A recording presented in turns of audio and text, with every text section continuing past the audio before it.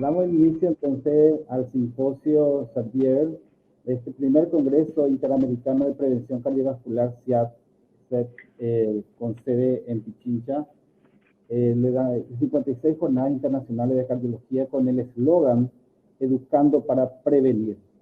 En este simposio, y es un honor presentarle a un gran amigo, y yo diría un amigo latinoamericano en toda Latinoamérica, al doctor Fernando Huiz de Guatemala. Él es internista, cardiólogo, actual presidente de la Sociedad Interamericana de Cardiología, presidente de la Sociedad Centroamericana y del Caribe de Hipertensión Arterial y Prevención Cardiovascular, y vocal de la Sociedad Latinoamericana de Hipertensión Arterial. El tema que va a tocar es el posicionamiento de la CIAT sobre las guías internacionales de hipertensión arterial. Desde ya quisiera agradecer a todo el comité organizador, al presidente, al comité científico y a todos los amigos de la Sociedad de Cardiología de Ecuador. Doctor Fernando. Muchas gracias, doctor José Ortellado. Es un gran gusto estar contigo y que podamos compartir esta noche unos minutos, lamentando no poder estar a tu par allá en Ecuador, pero ya sabes que siempre se te extraña y se te aprecia con muchísimo cariño. Bueno, vamos a hablar un poco del posicionamiento de la Sociedad Interamericana en relación a las guías internacionales. Vamos también a dar una caminadita por el tratamiento y qué es lo que nosotros sugerimos en la actualidad para poder alcanzar nuestras metas y mejorar las tasas de control en los países de bajos ingresos económicos. Así que agradezco al comité organizador de este congreso, también al Laboratorio Servier, que patrocina esta noche la conferencia magistral. Y pues bueno, a todos y cada uno de ustedes que siendo viernes en la tarde están acá acompañándonos y compartiendo un poco de la hipertensión, que es nuestra pasión en el proceso de prevención.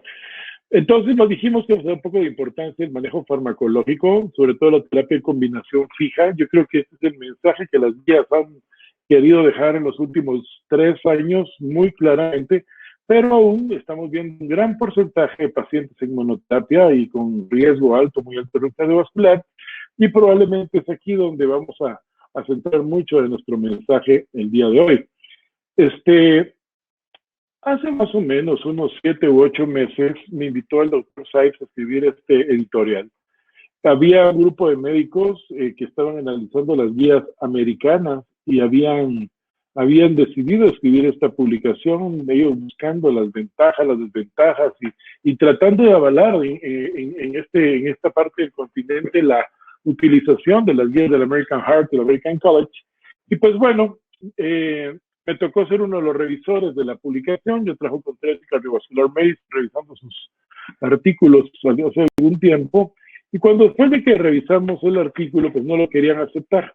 A mí se me hizo muy mala onda que no aceptaran este artículo, porque realmente había tenido un trabajo interesante y sobre todo porque estábamos moviéndonos con el grupo de expertos de Latinoamérica en este punto y queríamos de alguna u otra forma y conocer qué era lo que pensaban las personas. Decidí llamarle, esto es un tema que acuñamos hace unos años en la Sociedad Centroamericana de Hipertensión, y decidí acuñar el tema en el comentario editorial de esta revista al que llamamos CUBADIS, en el diagnóstico, manejo, tratamiento y control de la hipertensión arterial. Probablemente, aunque no va a ser parte de lo que discutamos hoy en la noche, la parte en la que actualmente trabajo salió como una propuesta de este editorial. Así que ya más adelante, si da tiempo, les contaré hacia dónde nos movemos. En el año de 1977, el grupo del Dr. Moser escribió el primer reporte del Comité Conjunto para Detección, Evaluación y Tratamiento de la Presión Arterial. Vamos a ir haciendo un breve resumen histórico porque hay cosas que son bien interesantes que desde hace muchos años están hablando. Y vean ustedes acá. Antes se le daba una preponderancia al valor de hipertensión diastólica. De hecho, todavía hay pacientes añosos que piensan que la diastólica es peor que la sistólica. Algunos más jóvenes piensan que la sistólica, pero los efectos que las dos son igual de peligrosas. Y aquellos pacientes jóvenes o menores de 50 años de edad pues ya empezaban a mostrar el valor de 140-90 como aquel valor en el que se debían estar monitorizando. Sin embargo, existía este problema de que dependiendo de la edad y del valor de presión, pues te perdonaban el hecho de ser hipertenso en estadio 2. Y eso movía que los pacientes tendrían que estarse analizando y actualizando con cada cierta frecuencia. Así que la hipertensión diastólica solía ser muy importante y el hecho de diagnosticar la hipertensión era realmente cuando los pacientes ya estaban con valores por arriba de 160-95. Aquí en el año 77 nace el tratamiento escalonado de la hipertensión. Obviamente los diuréticos tiazídicos eran la primera línea de tratamiento. Y luego, por supuesto, el propanolol, que acababa de ganar el premio Nobel unos cuantos años atrás, como la primera línea de tratamiento farmacológico cuando el diurético tiazídico fallaba. Recuerden ustedes que el estudio de los veteranos es publicado más o menos por esta misma época. Y había demostrado este estudio que el tratar la hipertensión reducía el riesgo. Entonces vean que estamos en los albores del manejo realmente. Y bueno, luego el tratamiento escalonado con medicamentos que hoy están un poco en desuso y algunos todavía se guardan como quinta línea de tratamiento de hipertensión verdaderamente resistente. A partir de esto nacen una serie de publicaciones que se fueron convirtiendo como en la esperanza de cada congreso cardiovascular. El 80, el reporte segundo, el 84, el reporte tercero, en los cuales normalmente lo que uno esperaba era la clasificación de la hipertensión arterial. Y miren cómo aquí, después de 7 o 8 años de estar sacando guías, todavía teníamos en consideración la hipertensión diastólica como el verdadero riesgo de enfermedad cardiovascular. El valor de hipertensión sistólica nace en el reporte del 84, se publicaba en archivos de medicina interna, y todavía, como pueden ver acá, era una enfermedad asociada a los hipertensiólogos, a los cardiólogos, sino que pues, se quedaba más o menos en el grosor de la población.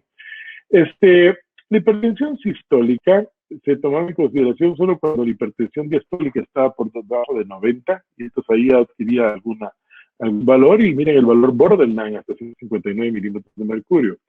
En el año 88 viene el cuarto reporte. El cuarto reporte realmente no tiene muchas variaciones en relación a lo que estamos hablando, pero inicia el tratamiento escalonado en varias fases. Ya tiene varias opciones terapéuticas, de los diuréticos a los inhibidores del sistema angiotensina aldosterona, y habla ya de lo que es modificación del estilo de vida dentro de las metas no farmacológicas. Interesantemente, aquí hay un tema que es probablemente de los que hoy vamos a tocar más importante, que es agregar el segundo o el tercer medicamento, incrementando la dosis o sustituyendo alguno de los que ya contaba. Y es realmente en esta época en la que se empezó a hablar del tratamiento de combinación libre. Luego vamos a ir hablando de la combinación fija, pero es aquí en este momento, pues en donde ya sabíamos que muchos de nuestros pacientes iban a llegar a utilizar 4 drogas. El año 93 introduce el quinto reporte, en donde ya hay algunas cosas muy importantes que hablar, como la cesación del tabaquismo, la mejoría en el peso, la selección del fármaco dependiente de una selección. Miren, todavía los betabloqueantes en el año 93, estoy aquí yo en tercer año de medicina, ya siguen ocupando un lugar preferencial. Y vean acá, nuevamente en el año 93 se sugiere agregar un segundo medicamento de diferente clase, hasta un tercero, si los medicamentos no se había logrado la respuesta adecuada. Y bueno, el diurético probablemente había que agregarlo, si había sido prescrito inicialmente. Año 97, el sexto reporte, yo creo que esto es el primer bosquejo de evaluación del daño en órgano blanco.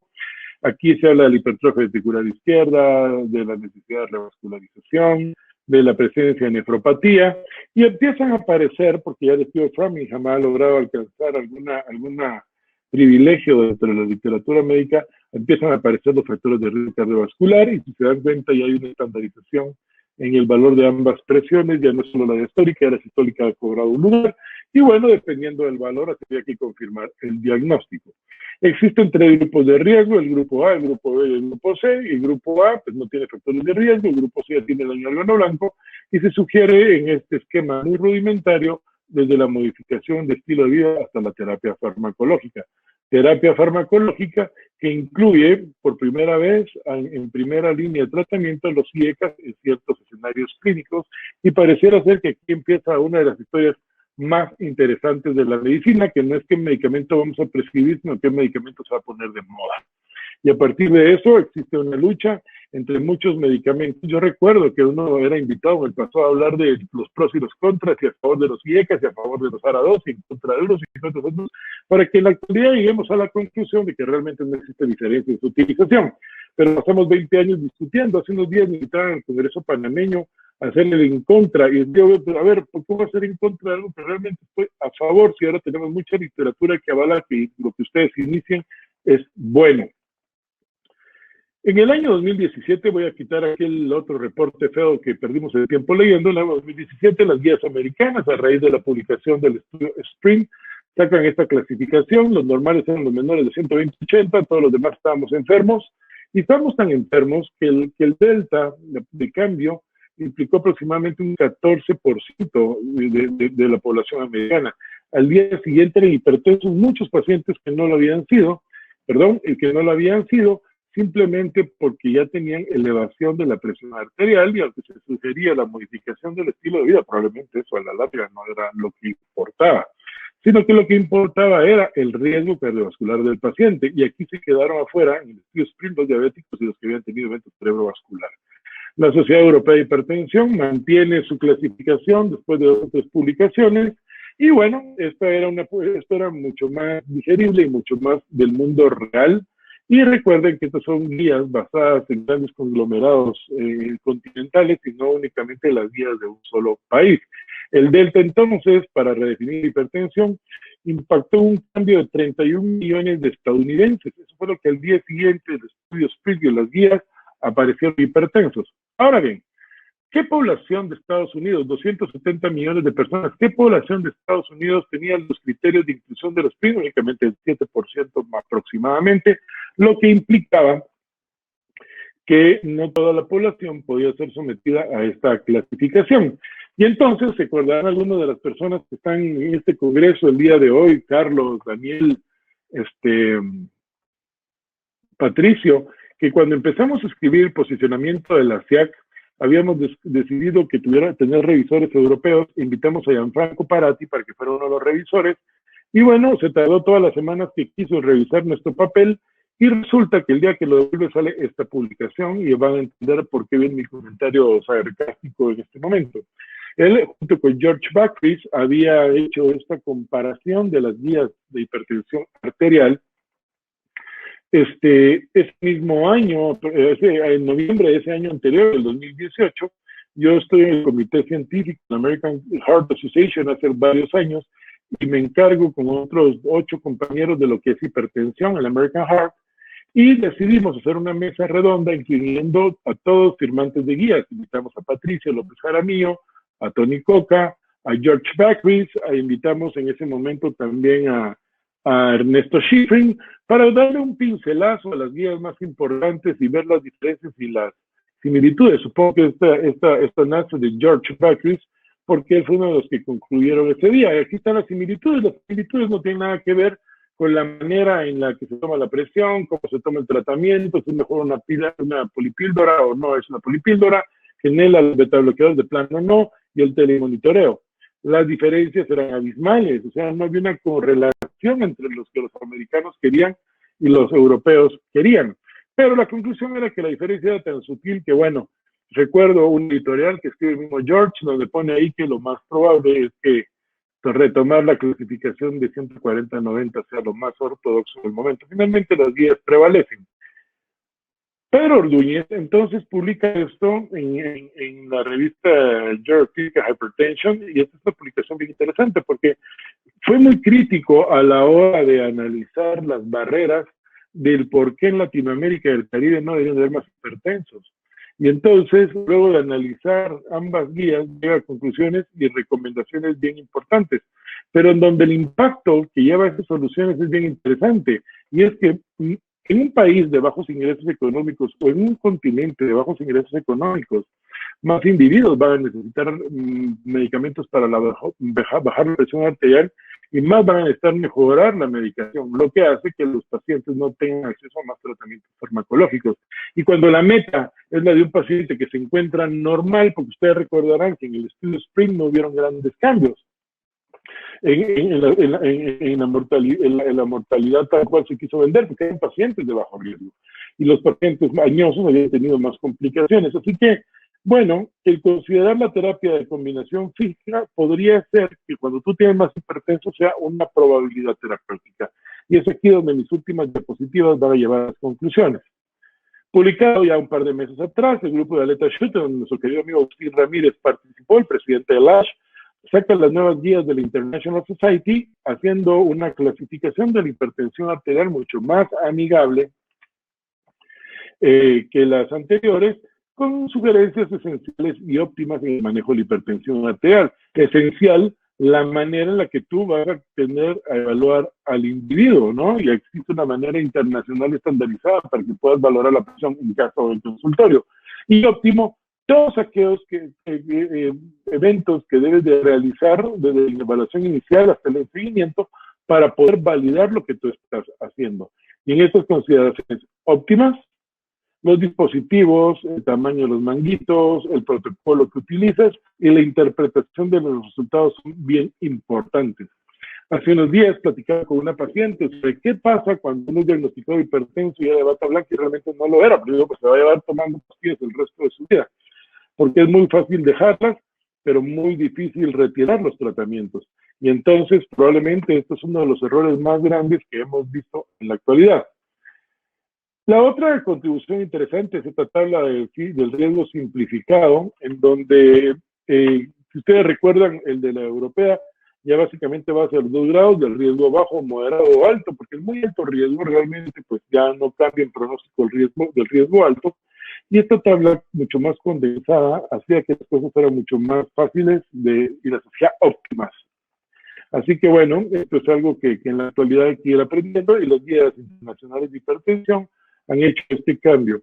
Pero lo que sucedía es que las guías estaban bajo fuego y entonces cuando uno dice el impacto de la enfermedad cardiovascular hipertensiva y por qué la gente sigue muriendo de hipertensión arterial, nos damos cuenta que el problema radica en 2 líneas muy importantes. Primero, en el diagnóstico de hipertensión arterial, y segundo, en el que si no tengo claro el diagnóstico, por lo tanto no tengo claro el inicio terapéutico y por lo tanto no tengo claro la meta y por lo tanto no tengo buen control. Y entonces en Latinoamérica, nosotros hicimos la encuesta Ipsos hace algunos años y le preguntamos a los pacientes, a ver, a los médicos, ¿ustedes qué guía leen o qué guía siguen para tratar la hipertensión? Consultamos internistas, cardiólogos, endocrinólogos y médicos familiares. Y resultó que todo el mundo leía lo que se le daba la gana, mucho las guías locales, las cuales en muchos países no existían.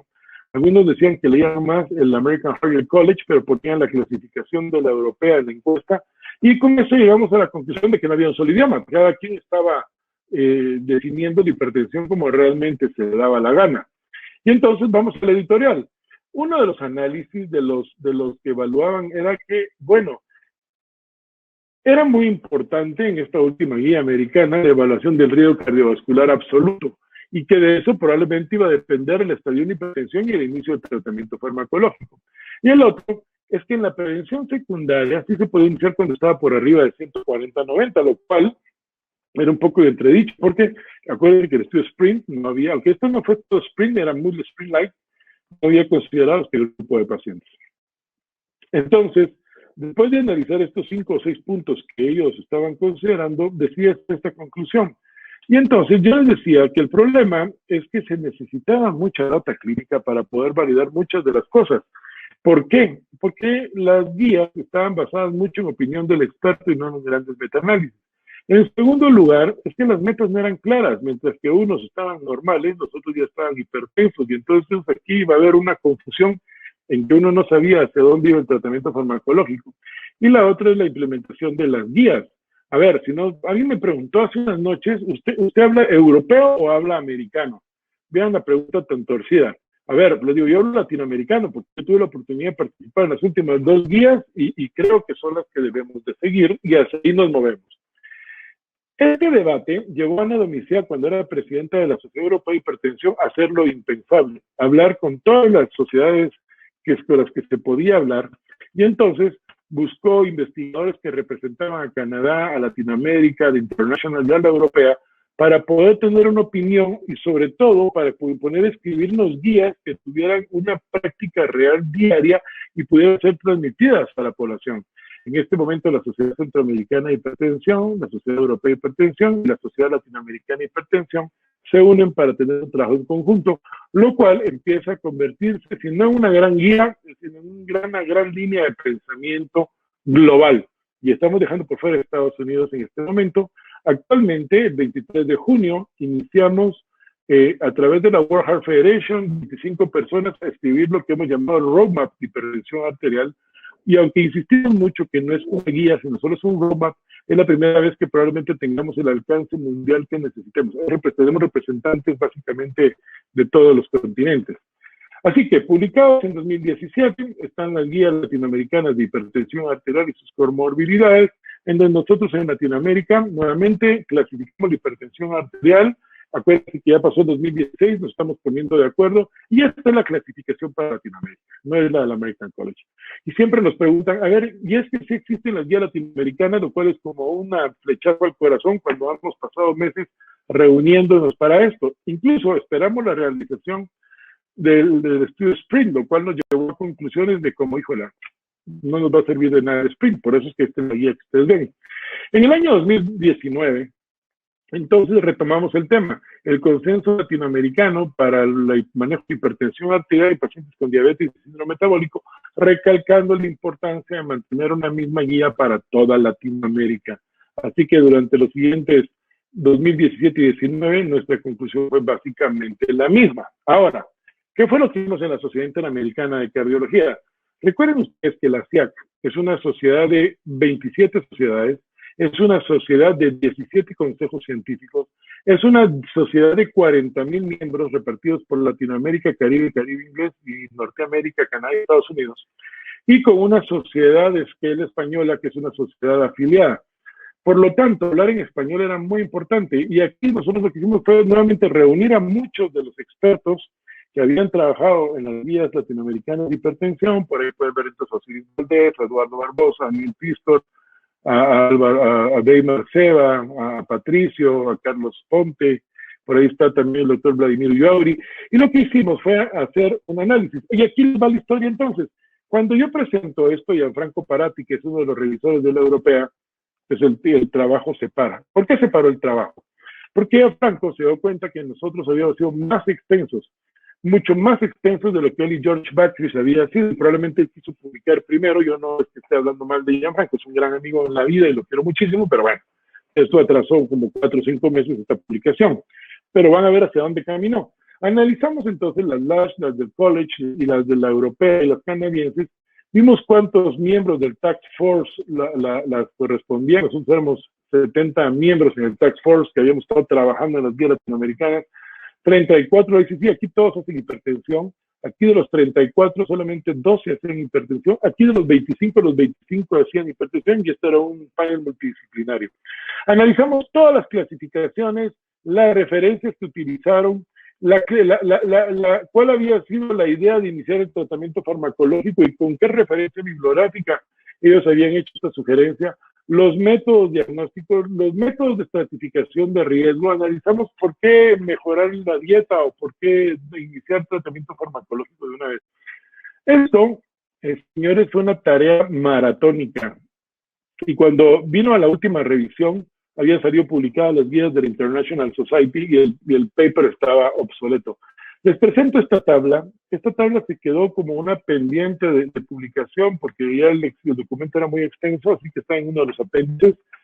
Y decidimos entonces en 3 días revisar rápidamente la Sociedad Internacional de Hipertensión. Entonces aquí tenían ustedes la clasificación del riesgo y nos preguntan, bueno, la guía latinoamericana difiere de las demás. Pues no difiere de la europea, muy poco la internacional, y los canadienses son más pragmáticos, arriba de 140, 90, pues todo es anormal. Y por supuesto, pues discretas diferencias de la American Heart College. Por lo tanto, dijimos, las guías latinoamericanas son las que debemos de seguir y las que nosotros vamos a sugerir para Latinoamérica desde la Sociedad Interamericana de Cardiología, y es de lo que se va impreso ahora en las unidades de prevención cardiometabólica. En el otro escenario es que estaba el monitoreo ambulatorio en el hogar y el monitoreo ambulatorio 24 horas, así que establecimos ciertas pautas terapéuticas muchas salidas de los metaanálisis del profesor Alberto Zanchetti, en donde compartimos con la europea y las canadienses algunas de las definiciones. Obviamente aquí no había mucho que decidir, los bingos están por debajo siempre unos cuantos milímetros de mercurio, pero en general manteníamos un estándar. Entonces, hicimos la creación de este diagrama de flujo, el cual vamos a ir haciendo un poco más grande y evidente conforme vayamos avanzando en la conferencia, en donde dijimos, bueno, si ya tienes un valor de presión que oscila entre estos valores de 120, 29, 874, pues estás en control anual, no eres imperfecto. Pero si estás por arriba de 130, 85, entonces hay que comenzar a estudiarte. ¿Por qué? Porque este es el valor donde cortaba el monitoreo ambulatorio de presión arterial de 24 horas durante el día.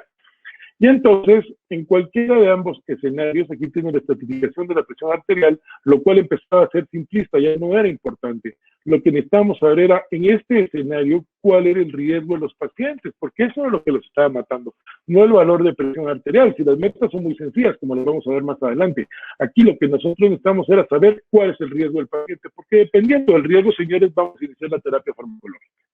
Dependiendo del riesgo, entonces vamos a iniciar la terapia farmacológica. Todos aquellos pacientes de moderado riesgo en adelante necesitan un tratamiento de una combinación que fija de medicamentos en una píldora sencilla o en una polipil, porque ahora tenemos polipíldoras con 3 antihipertensivos. Y los pacientes de bajo riesgo depende. Se pueden iniciar con una combinación o con monoterapia, pero depende. Depende realmente, probablemente, del valor de presión arterial. Señores, lo aprendimos con el estudio Accomplish. Más del 70% pacientes de alto riesgo, más del 70% requirió terapia combinada fija. ¿Y qué requirió la mayor cantidad de pacientes? Un IECA, un ARA2 con un calcio antagonista, dejando el diurético para pacientes probablemente en moderado riesgo. Y esto es un mensaje muy importante porque en la actualidad todavía estamos aprendiendo. Alguien me preguntaba ayer en una de mis redes sociales, doctor, ¿y por qué no beta-bloqueantes a la gente joven si los IECAs o los ARA2 causan tantos efectos dañinos? Y vean ustedes la concepción de los médicos.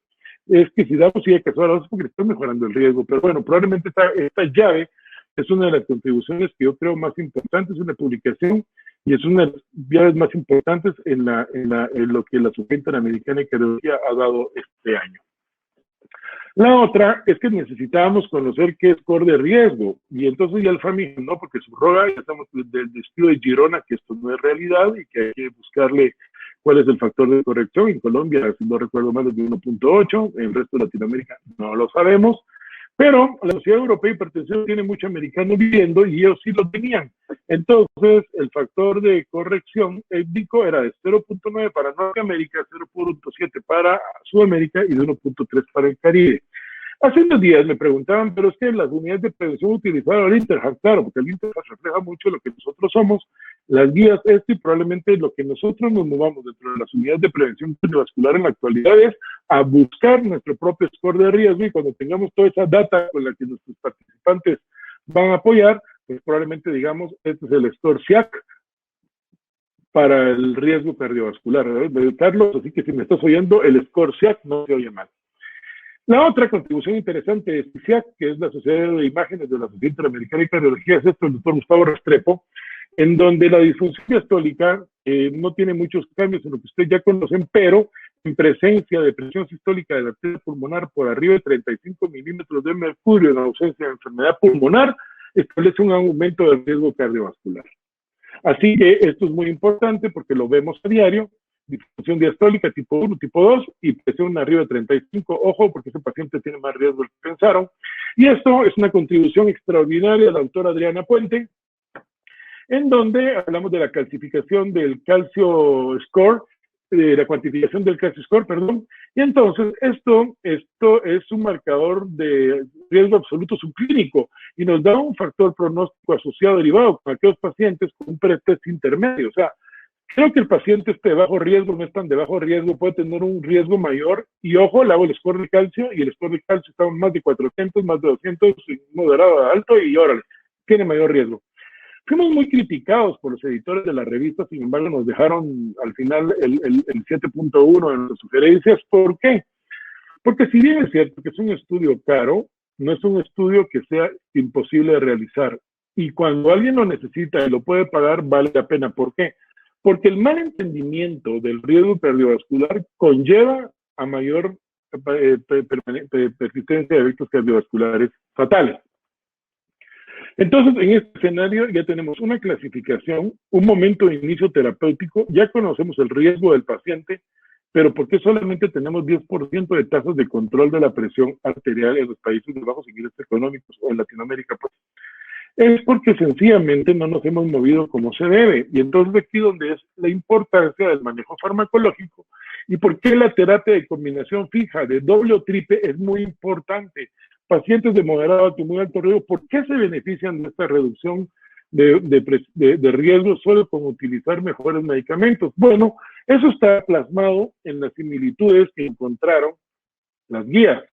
Vean que finalmente eran solo 6 similitudes, pero esta probablemente es el mensaje más importante, porque ellos lo dejaron muy detrás.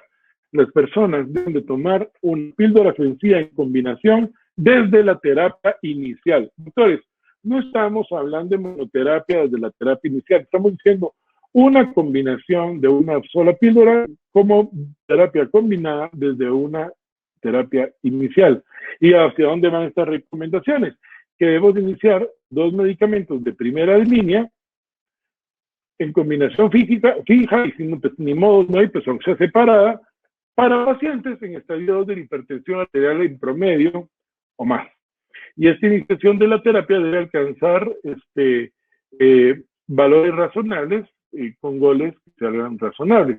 Entonces, esta sería la recomendación inicial. Una píldora, 2 medicamentos, cualquiera de los que ustedes quieran escoger, eso depende del riesgo, y depende del riesgo, basamos, si no alcanzamos la meta, a una triple combinación fija en cualquiera de estas combinaciones, y si hipertensión se hace resistente, ojo, entonces ya habrá que considerar agregar la espironolactona, y no vamos a seguir hablando de otros escenarios, y vean los betabloqueantes, señores, se quedaron solo para condiciones específicas.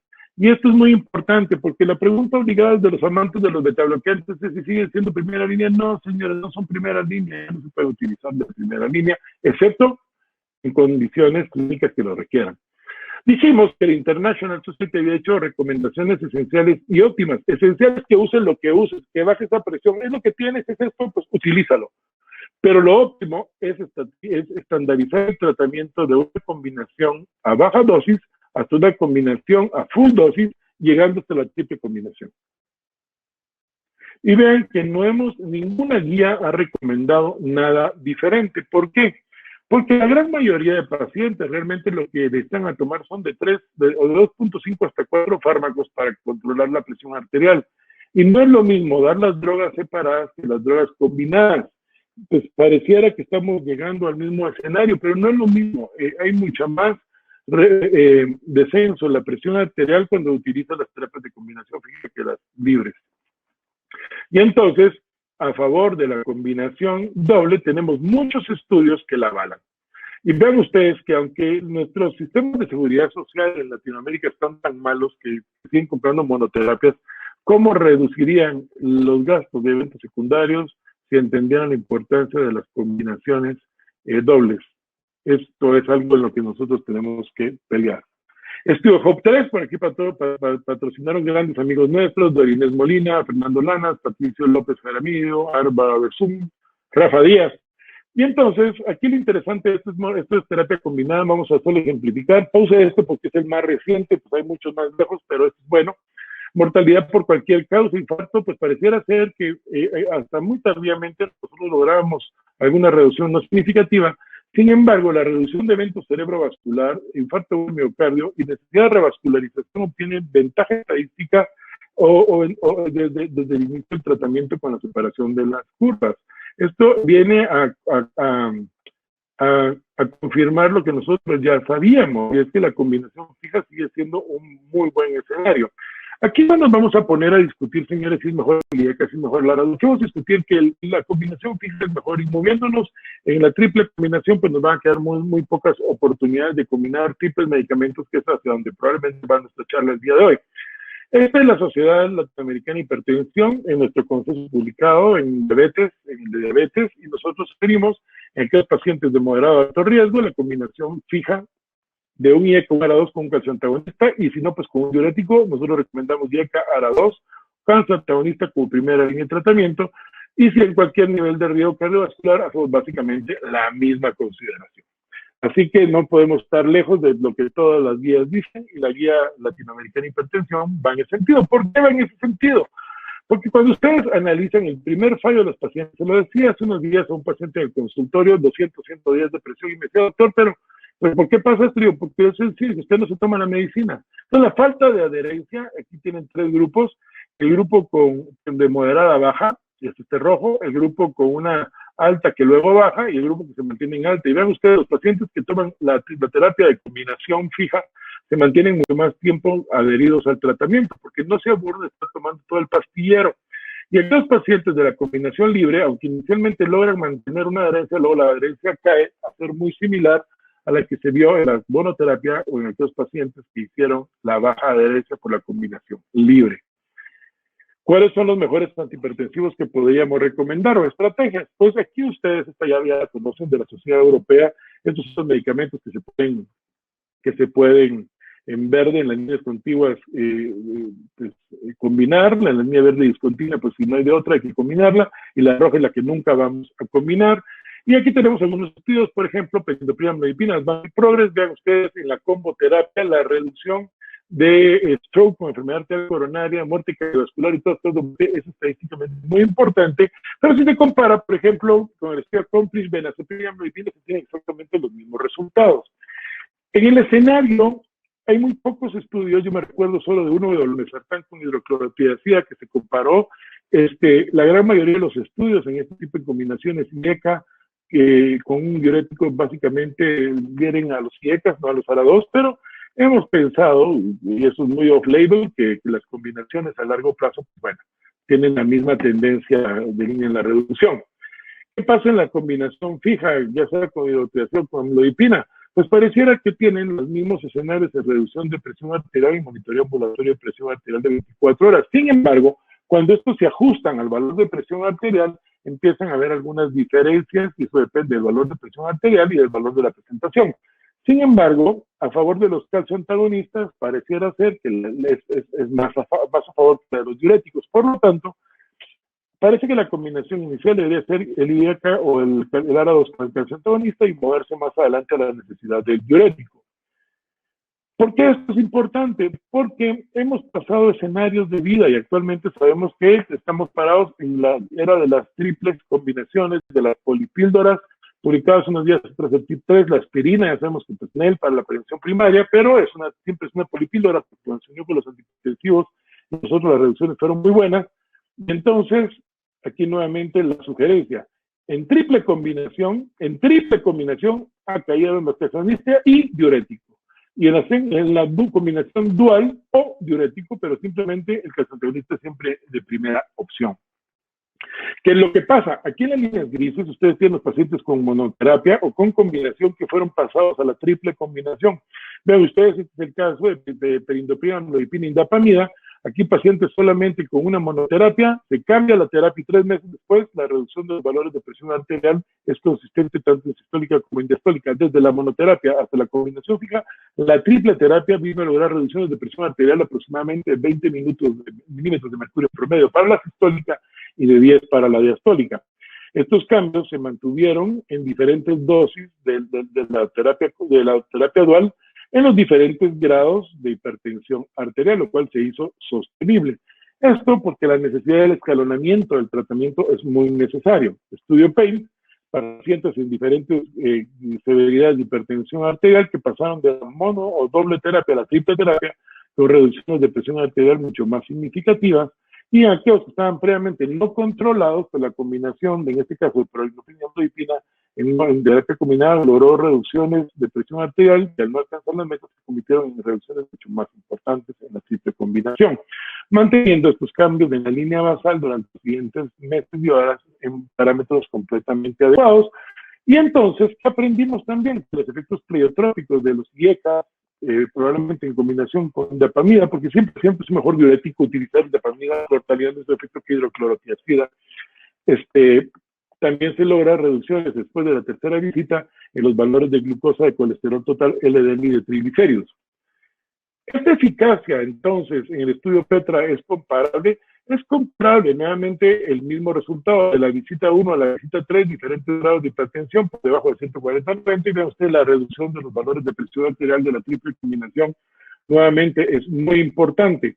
Y aquí están las dosis, desde los 1.55 hasta las dosis más altas, el escenario que ustedes escogieran, el alto riesgo, el valor de presión arterial, durante las visitas esa reducción fue consistente. Y fue consistente con todas las drogas, por lo tanto no hubo necesidad de escalonar en el escenario de la escogencia del medicamento al paciente que ustedes iban a tratar. Y pareciera ser que estamos llegando a esta época en que las triples combinaciones son mucho más importantes. Esto es también monitoreo ambulatorio de presión arterial de 24 horas, y miren ustedes la consistente reducción de la presión arterial en este grupo de pacientes. Y regresemos nuevamente entonces a los cambios metabólicos. Vean ustedes el perfil de lípidos estadísticamente significativos, vean ustedes la glucosa estadísticamente significativa, la disminución de la hemoglobina glicada estadísticamente significativa, luego de las 3 semanas de visita al tratamiento. Por eso es que estamos desacostumbrándonos a utilizar beta-bloqueadores, sobre todo de los de primera familia. Ya las últimas familias de beta-bloqueadores probablemente tengan efectos metabólicos diferentes, pero la idea es que la cardioprotección, la renoprotección y la protección metabólica con los nuevos fármacos es considerablemente evidente.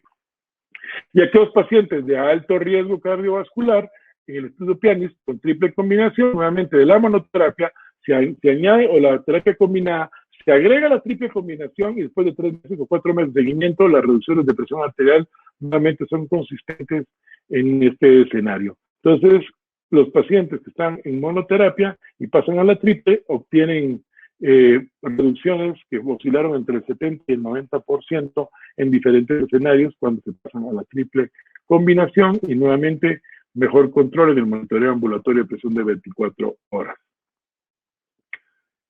Son los diabéticos en la actualidad el grupo que probablemente más se beneficie de esta familia de medicamentos. Este es un análisis de estudio advanced, y pues sí, la verdad, la respuesta es que verdaderamente sí. Miren usted la reducción en eventos cardiovasculares mayores, la mortalidad cardiovascular y la mortalidad cardiovascular total.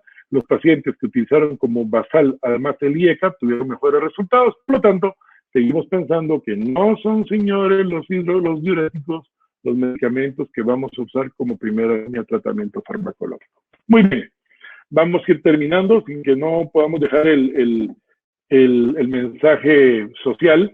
Esto es algo que trabajamos desde la CIAC desde hace algunos años junto con la Organización Panamericana de la Salud. Es el proyecto de tratamiento estandarizado global de hipertensión arterial, en donde nosotros sugerimos revisar la epidemiología de la enfermedad cardiovascular en Latinoamérica, conocer los cambios, y eso hacia donde van nuestras propuestas el día de hoy, y van bien porque ya tenemos unidades de prevención cardiometabólica. Hemos recomendado básicamente en Latinoamérica pues que hay medicamentos que pueden ser utilizados como primera línea de tratamiento. Todos los que ustedes ven acá tienen comprobada eficacia y están recomendados en todos los grados de hipertensión arterial en cualquiera de los escenarios de riesgo cardiovascular. Aquí está la recomendación de la CIAC nuevamente. En grado 1 con bajo riesgo cardiovascular se puede iniciar monoterapia o una dosis baja de una combinación fija de cualquiera de estos que están aquí, y nosotros nos atrevimos a sugerir cualquiera de los 3 diuréticos, ya que creemos que los 3 puntos estandarizados. En cualquier otro grado de riesgo, pues vamos a la terapia doble o triple, y la terapia doble o triple si es necesaria para poder modificar el alto riesgo cardiovascular. Insistimos en eso, y entonces publicada nuestro The Improved Blood Pressure Control en Latinoamérica. Vean ustedes, hacemos básicamente las mismas sugerencias, y esto lo publicamos en Journal of Clinical Hypertension en el año 2016, ya que nosotros necesitamos bajar el riesgo con medicamentos de comprobada eficacia, medicina basada en evidencia, tolerables, un costo adecuado y abordables, y sobre todo se encuentren en algunos de los países. Así que el dar una triple combinación en la actualidad cumple todos estos requisitos porque se evita el gasto de 3 medicamentos. Y si ustedes tuvieran que sugerir a los grandes gobiernos qué es lo que tienen que hacer, pues bueno, aquí tienen ustedes un ejemplo de medicamentos que pueden ser utilizados. Aquí tienen ustedes también las triples combinaciones, y pues bueno, depende mucho del riesgo cardiovascular. Señores, movernos a la polipíldora hipertensiva es lo de hoy. Así que necesitamos mejorar, para mejorar el riesgo, mejorar la calidad de los medicamentos, y así que muchos pacientes en la actualidad no alcanzan los valores meta de presión arterial. Esta es mi última diapositiva. Así que lo más racional y efectivo el día de hoy, señores, empezar a creer lo que publicamos y empezar a dar más medicamentos. Así que yo creo que con esta diapositiva me despido. Gracias a todos por su atención. Muchas gracias, Fernando. Voy a ver acá algunas preguntas. Principalmente, una pregunta, Fernando. ¿Cuánto es el tiempo que uno debe esperar para evaluar el inicio de un tratamiento en un paciente que inicia recién el tratamiento para la presión alta? A ver, te entiendo. Combinación fija. Bueno, a ver, yo creo que el paciente, si tienes un riesgo moderado en adelante, le vas a dar la combinación fija de entrada. ¿Qué es lo que sugieren algunos grandes metaanálisis? Que tú puedes partir esto en periodos de tiempo, pero se calcula que tú deberías estar en meta durante los primeros 120 días y tú puedes estandarizar. ¿Yo qué hago en el consultorio? Yo inicio el tratamiento el día de hoy, lo estoy viendo 4 semanas después, ¿verdad? Actualmente lo que hacemos para no estar repitiendo mapas e incidir en el costo es hacer un monitoreo ambulatorio en el hogar que ya está validado y que está protocolizado, y entonces llegan con los valores de la última semana del consultorio y ahí vamos tomando algunas decisiones. Pero lo empiezas de inmediato, o sea, no lo ves hoy y en 6 meses vas a estar pensando y todavía lo vas a cambiar. O sea, no llegó meta en 4 semanas y vamos, más dosis, ¿no? Ya, muchas gracias. Otra pregunta. ¿Es igual usar, o sea, dice uso de drogas en paciente hipertenso post-infarto igual que usar post-accidente cerebrovascular? ¿Hay alguna diferencia? A ver, pues no debería haber ninguna diferencia desde el punto de vista que lo que estás tratando es la hipertensión. Para tratar el evento cerebrovascular o el infarto vas a tomar algunas otras opciones terapéuticas. Lo importante en el paciente con el evento cerebrovascular agudo es que recuérdate que muchos de ellos mantienen la perfusión cerebral aumentando la presión arterial. Entonces, ojo con esa reducción. Uno debería reducir un 10% durante las primeras 24 horas, seguirte moviendo para no causar más daño. El paciente con infarto, probablemente la excepción sería utilizar el betabloqueante, ¿no? En lugar de utilizar cualquier otro medicamento. Y sería una de las excepciones a considerar, ¿no? Bueno, Fernando. Bueno, te comento que hay muchísimos agradecimientos por la ponencia, gran parte.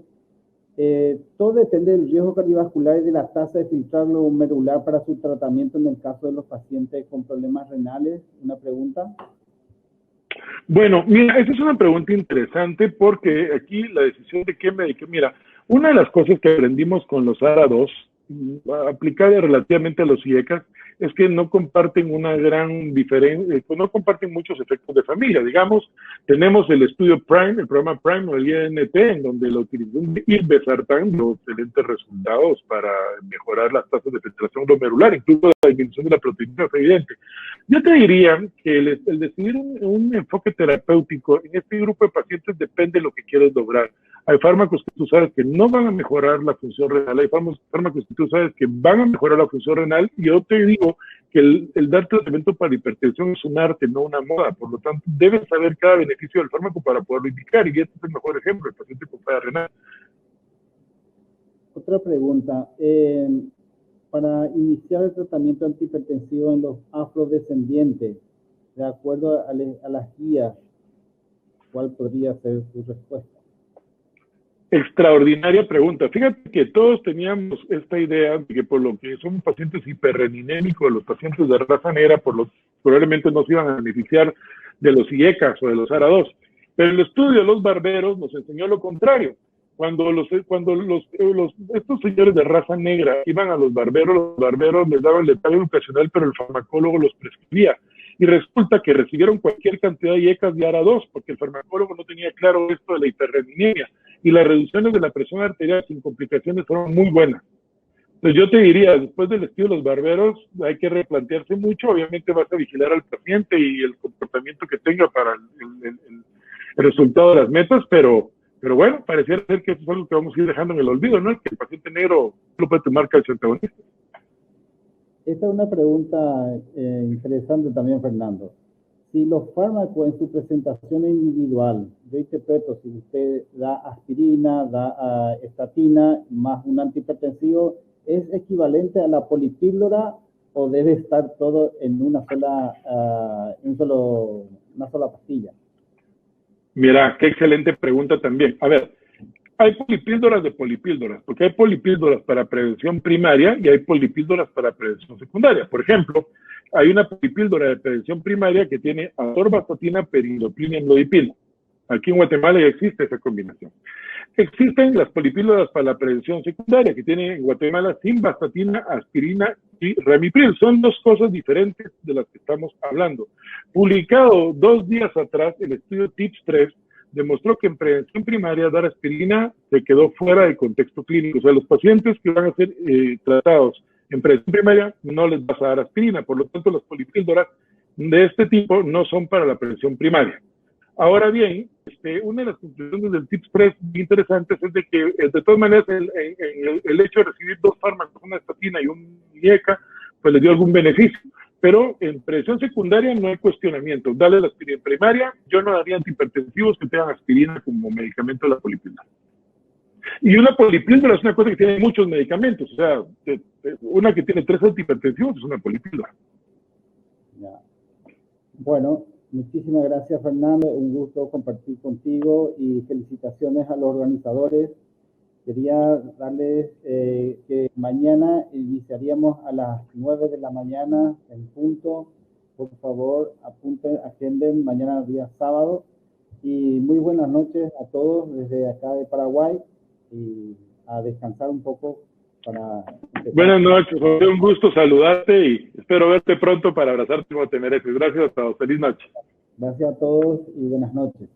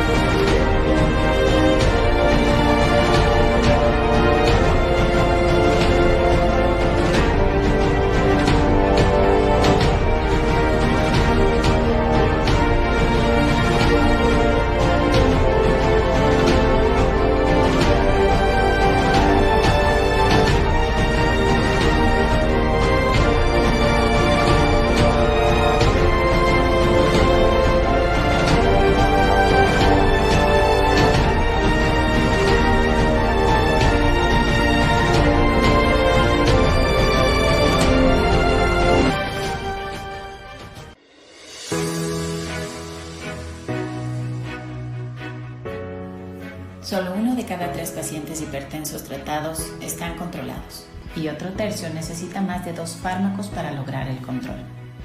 Las guías europeas actuales fomentan el uso de combinaciones fijas en un solo comprimido para mejorar el control de la presión arterial y la adherencia. Sin embargo, no todas las combinaciones fijas mantienen la presión arterial estable a través del tiempo. Triplex-am es una combinación fija en un solo comprimido desarrollado por Servier, con 3 componentes activos que actúan sinérgicamente para controlar efectivamente la presión arterial las 24 horas del día. El primer componente, perindopril, es un inhibidor de la ECA de acción prolongada que se une a la enzima convertidora de angiotensina, bloqueando la producción de angiotensina 2 y disminuyendo la vasoconstricción. Niveles reducidos de angiotensina también disminuye la secreción de aldosterona, previniendo la retención de agua y sodio en los riñones y disminuyendo la presión arterial. Los IECAs previenen la degradación de la bradicimina, contribuyendo a la producción de óxido nítrico y prostaglandinas, las cuales incrementan la vasodilatación y posee efectos antirremodelado, antitrombótico y antioxidante. El segundo componente de Triplex-am, la indapamida, es un diurético tipo tiacídico de acción prolongada con una leve actividad natriurética. Indapamida permite por eliminación renal el exceso de agua y sodio en el cuerpo, reduciendo efectivamente la presión arterial, y contribuye a la vasodilatación por disminución de la entrada de calcio transmembrana. El tercer componente de Triplex-am, el amlodipino, es un bloqueador del canal de calcio de acción prolongada que bloquea activamente la entrada de calcio a las células vasculares lisas, llevando a la vasodilatación, disminuyendo la presión arterial y previniendo la proliferación de esas células. proceso vinculado a la aterosclerosis. La combinación de estos tres componentes asegura un control estable de la presión arterial sobre las 24 horas del día, reduciendo en un 28% el riesgo de muerte y presentando una muy baja tasa de hipotensión, tos o edema periférico. Tripliceno está disponible en varias combinaciones de dosis, proporcionando una solución adaptada a la necesidad de cada paciente.